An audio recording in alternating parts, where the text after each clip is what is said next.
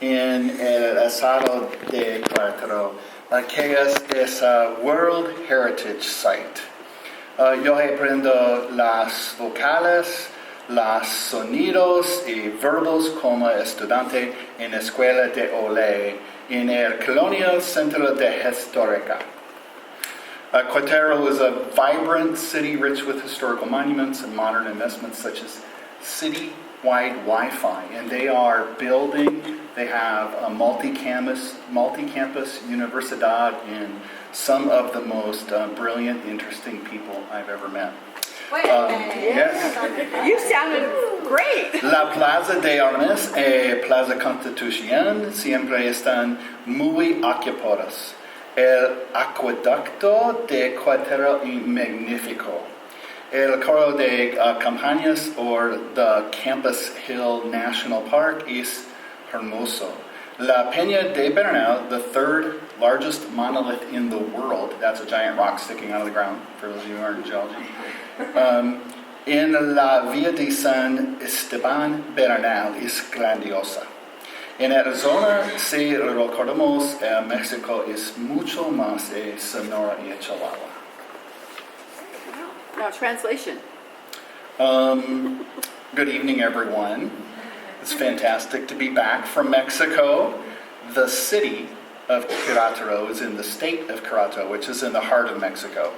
And I learned vowels and sounds and verbs. There's 13 levels, and I think I was the one before level 1. And the city, so I think there's 14 now. The city is divided into neighborhoods, which are called colonia, and the center of the city is the Centro de Histórica. The streets are very narrow, and the board has a couple pictures you can see there, like a car length wide, and the sidewalks are narrow, which I guess is why everybody from Mexico walks in the street, because the sidewalks are like, you can't walk in them, you can't pass people in them.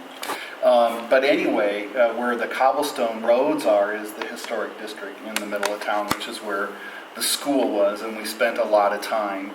And the plazas and parks are all filled with people all the time. There's something going on around town. The Peña de Bernal is, we hiked up, you have to actually have ropes and rock climbing gear to get to the top, but we hiked up as far as we could, which is about the elevation of Flagstaff. The town itself is about 6,000 feet, or 6,000? I'm sure I'd say feet. But I know that's 6 million, right? Yeah. Versus 6,000. Anyway, still learning. And it was fascinating because there is, obviously there's car dealerships, there's McDonald's, there's Walmart. Really? So if you don't want to go to the Mercado to get your meat fresh, you can go to Walmart and get ground beef like anywhere else. I mean, it's just amazing what a difference it is between what our perception of the border is and what Mexico, the opportunity Mexico really is. And since in the last year or two, the United States has switched to an Anglo minority country, and certainly Arizona's out in front of that, really working to open the eyes of our community to the richness of the opportunity of so many cultures and so much potential. One of the things that impressed me is they're investing in their future like crazy, and we're over here like cutting taxes. And it just doesn't make sense. But anyway, moving right along to help ensure we had a strong finish to the end of the year, our first 200-day instructional calendar. All of our schools had a variety of educational experiences to help motivate and inspire students and to get them to attend school to close the year. So our early calculations are showing that student absenteeism was the highest it's ever been this year, at least in recent memory. It was just under 10% the last week of school, and the last 2 weeks averaged about 9%, which is a lot higher than we'd like it to be. But our gifted students finally got to go on that college campus tour we've been talking about for so long. The Estrella Vista Epic Hawk Day focused on project-based learning. Middle grades learned about being an entrepreneur, college degrees, careers. balancing a budget from junior achievement, Collier Elementary students sent questions to the kids in the next grade level, a writing exercise to find out about their next grade. We held promotions in the last week of the school year, included parents, families, and friends celebrating the matriculation of 604 kindergartners, as well as 645 eighth graders, which was one of our biggest classes ever.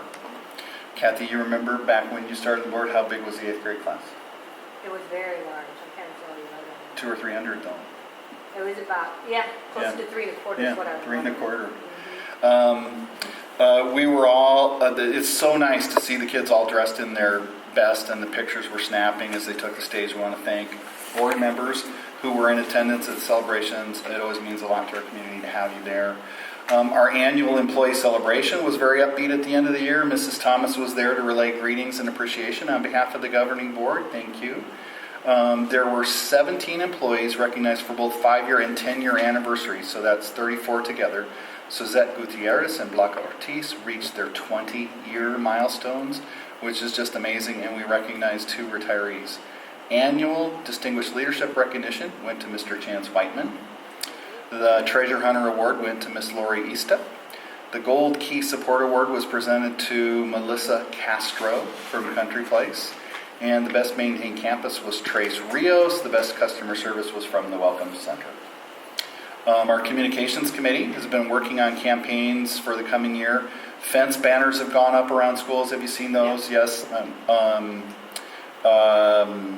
Banners are on buses. The buses aren't doing a lot of routes, but the banners are on. And we have placed ads in the West Valley View that include enrollment and kindergarten orientation information.